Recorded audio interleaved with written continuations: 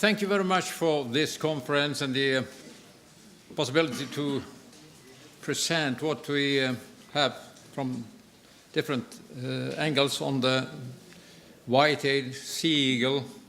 And from Norway,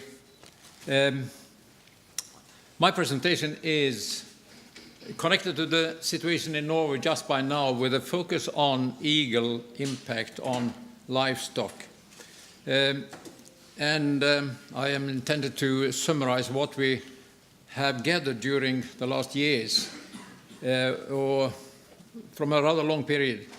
Johan Vilgaas started the service on the Norwegian white-tailed eagle stock in 1955, and he had a project to 1960, but continued up to the Norwegian Sea Eagle Project, who was established in 1974 and is still going on. A number of handbooks count for sheep and lamb or other ungulates under certain circumstances may fall victim to the white-tailed eagle.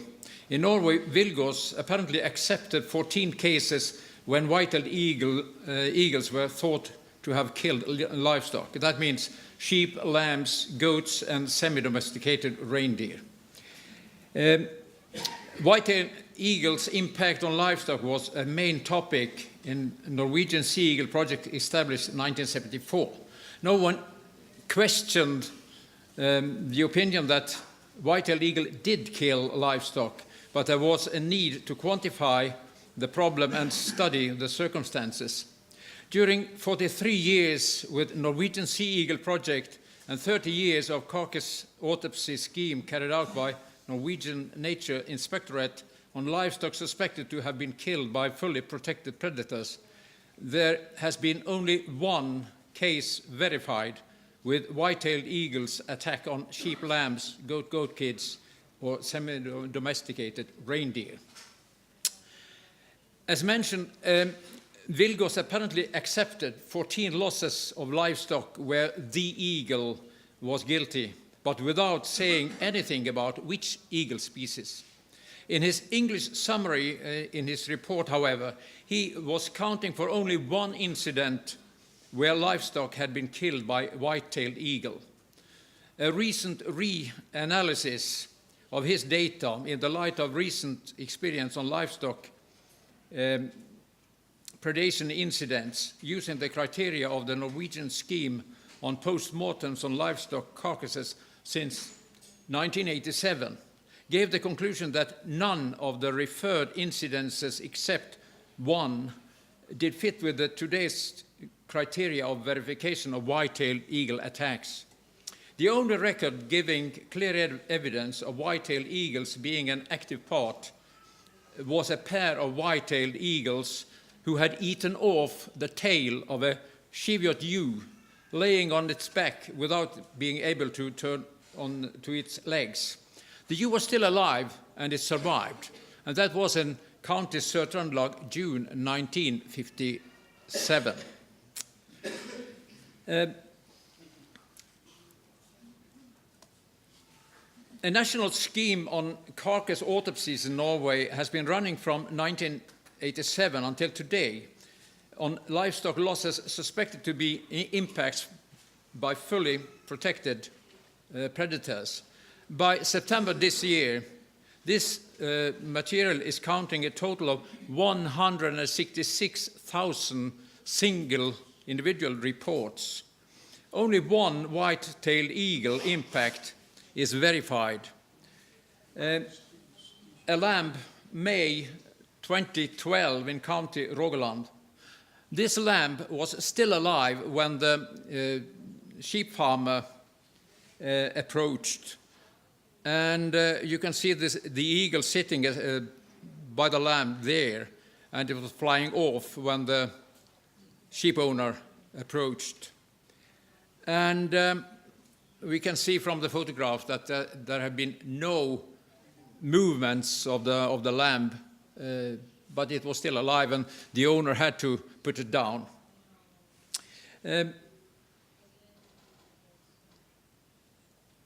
Postmortems showed no signs of an attempt from the eagle to kill the lamb. The eagle had started eating on one of the lamb's hind legs, and the lamb had to be put down by its owner. It was confirmed heavy infections and pus both in the lamb's leg joints and its lungs, and the conclusion was that the lamb had not been able to move. A series of photographs confirmed this, and obviously the lamb was moribund. A record in many ways similar to this incident from the County Rogaland is described by John Love in his book about a 2-day-old red deer calf on Isle of Rum, June 1979, killed by an immature white-tailed eagle. No lethal talon punctures were found on the skinned carcass, only the wounds where the eagle had opened its prey by breaking through its ribs. These referred 3 incidences seem to be the only known globally where the white-tailed eagle has been verified attacking live ungulates.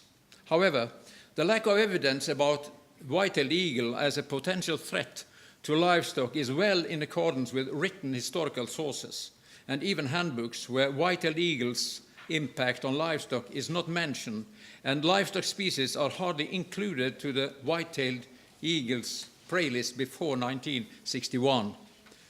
2 clerks and a major in Norway in 1743 and 1762 are describing the white-tailed eagle as a harmless bird to livestock, living mainly of fish and leftovers. In Sweden, Kolthoff and Jägerskiöld, in their handbook on Nordic birds, 1898, doubt the white-tailed eagle are hunting terrestrial mammals at all. 4 citations referred by John Love are written sources in Scotland from the period when the species still was abundant there, describing the white-tailed eagle's clumsy way to hunt, their preference for fish and for carcasses and other types of fowler food. It is striking that the oldest handbooks in Norway, and obviously elsewhere, do not mention livestock on white-tailed eagle's food list, except when scavenged. By most of this time, the white-tailed eagle was still numerous along the coast and was a resident everywhere in the districts with sheep and goat farming. It was not until a relatively recent time, maybe caused by Vilgå's studies in Norway in 1955 to 60, when the white-tailed eagle population had declined dramatically and was exterminated close to settlements, that the white-tailed eagle acquired the reputation as a lamb killer. Recent studies in Scotland concluded that the reintroduced white-tailed eagle stock in Western Scotland may kill a small number of lambs. The possibility for leftovers or kleptoparasitizing from golden eagle kills was assessed but regarded negligible. The author's conclusion, therefore, was that the remains of lambs in the white-tailed eagle's nest for a smaller proportion had to be the result of white-tailed eagles actively attacking and killing lambs. During recent field studies, as Rianne mentioned, there was found no clear evidence of white-tailed eagle killing lambs in a preliminary study on Gallac Peninsula, where there had been reported heavy losses of lambs by white-tailed eagles during preceding years. The practice of white-tailed eagles picking up leftovers or even to kleptoparasitize other predators is an important way of getting food and is verified in a high number of cases in Norway during the recent years. For a number of them, the golden eagle has been confirmed to be the killer. American studies on eagle impact on livestock concludes that it is predominantly immature and non-breeding golden eagles who are actively killing lambs, while breeding birds rarely are involved in such cases. And Norwegian record seems to support these conclusions. In the material data sets from Norway, as I mentioned, 166,000 individual carcasses by now, but September this year, has one verified attack of white-tailed eagle on livestock, as I mentioned. Moore and his co-writers found in 1995 no evidence of eagle predation on sheep in their studies on sheep carcass used by bald eagles in Oregon. Davis in 1999 underlines that only 3 species of sea eagles have been reported killing lambs in North America, Europe, and Australia. But there is little evidence to support these accusations. However, McInerney and Jenkins in 1983 are describing 2 incidences in Utah in the winter 1980 to 81, a very strong winter there, in February, where bald eagle killed a close to newborn lamb as well as a pregnant ewe, laying on the ground without being able to raise up. In a grotesque way, they are describing the behavior of a scavenger as opposed to a predator, which fits well with the 3 incidences described on the white-tailed eagle, as I have mentioned. These eagles' behavior is much more in accordance with well-known behavior of other scavengers, for instance, the raven's way of attacking helpless but still alive animals, compared to the golden eagle in similar situations. Abroad, there has been a belief that all sheep in Norway are lambing indoors or in by, reducing the chance for newborn lambs to be exposed to white-tailed eagles to practically none, and that this was the reason why white-tailed eagle hardly is causing any harm in Norway. From ancient time, however, hill sheep farming was a traditional way of sheep farming all along the Norwegian coast from the southmost point, at least up to the Lofoten Islands. Only inland and along the coast north of Lofoten, the sheep were kept indoors during winter. The Norwegian short-tailed sheep breed, the Norse breed, was by far the dominant breed.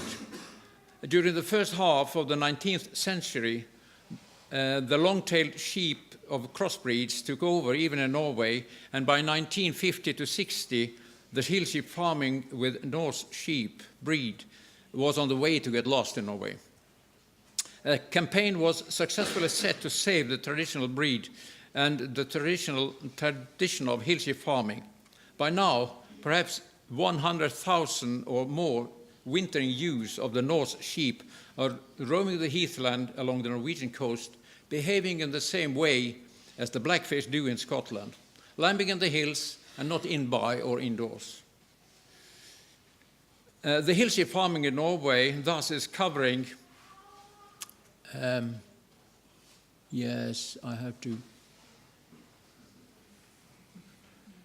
is covering them most of the densest populated white-tailed eagle breeding range and without impacts on the livestock. Since white-tailed eagle became fully protected in Norway in 1968, the population has increased by about 5-fold, from an estimated 700 to 800 pairs on the lowest to an estimated somewhere at a level of 4,000 territorial pairs today. Extending the breeding range from the southmost, formerly by the mouth of Sognefjorden in the mid part of western Norway, to covering the whole coast from the Russian border down to the Swedish border and even inland.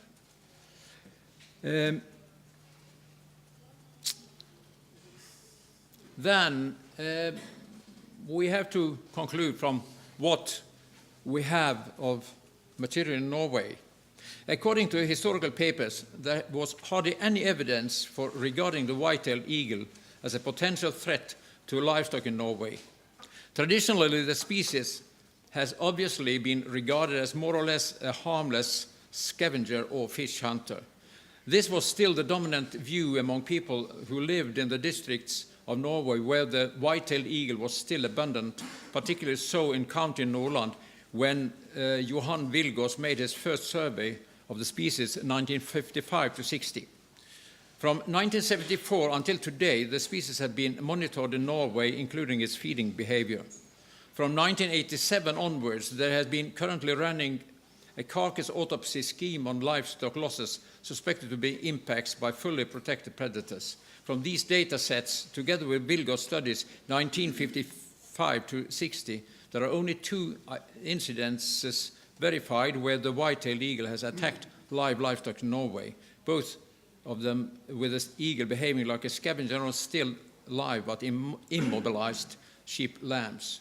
Similar behavior has been verified in Scotland concerning a reddy calf and with bald eagles in 2 incidences on sheep lambs in the US.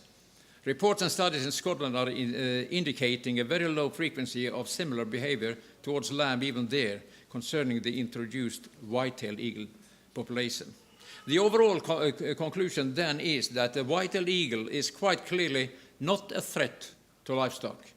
However, there may be some very few exceptions when the species seems to behave like a scavenger on still live but immobilized or moribund livestock, and even starting feeding on the animals without killing them. In this way, the white-tailed eagle behaves in the same way as well known from other scavengers like ravens and other corvids and occasionally greater black-backed gull. Thank you. So,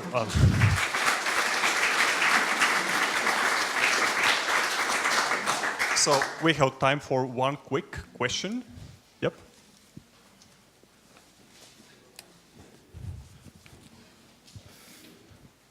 Hi, Alv Ottar.